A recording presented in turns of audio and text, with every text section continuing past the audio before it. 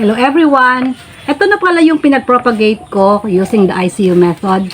Inabot to ng mahigit 1 buwan bago ko totally na binuksan. Nakita nyo, buhay na buhay, walang nalagas na kahit isang dahon.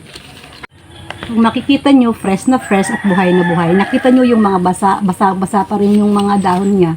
Kahit hindi ko siya diniligan ng mahigit 1 buwan. Meron kasing moisture na nabubuo sa loob habang nakabalot. Kaya yun na rin ang parang nakakadilig sa kanya. Eto kahit buhay na siya, kailangan ko muna siyang ilagay sa malilim na lugar for about 2 weeks. Para hindi muna siya mailagay sa direct sunlight. Kailangan muna siyang maka-adapt sa bagong environment after sa pagkakakulong niya ng mahigit 1 buwan. Ito pa yung isa kong pinag-propagate na kasabay nito. Isa rin itong uri ng crotons. Ordinary lang siya, pero natuwa lang ako kasi kakaiba yung kulay niya. Kahit ito ay naka-direct sunlight na siya, hindi siya nagbabago yung kulay. Medyo dark. Ayun din. Same sila, buhay na buhay din. Wala ding nalagas na kahit konting dahon.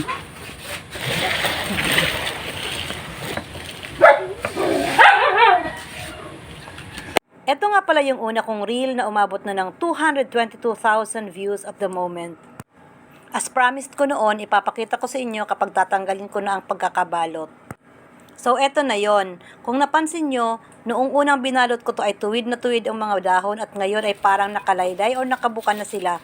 Dahil yan sa na-adapt ng dahon ng positioning noong sila ay nakabalot na medyo nakapress ng plastic pababa. At dahil nababalot, nagiging humid ang hangin sa loob kaya instead na mag-evaporate, nagkakaroon ng moisture at yun na ang nakakadilig. So ayan, free at last na ang mga crotons mula sa pagkakakulong nila ng mahigit 1 buwan. Napansin nyo ang aking alagang sisiran? Ayun na naman, agaw pansin na naman. Noong nagbabalot pa lang ako nito, nakabantay na yan sa akin. At ngayon nag-unwrap na naman ako, ayan na naman, nagpapapansin na naman.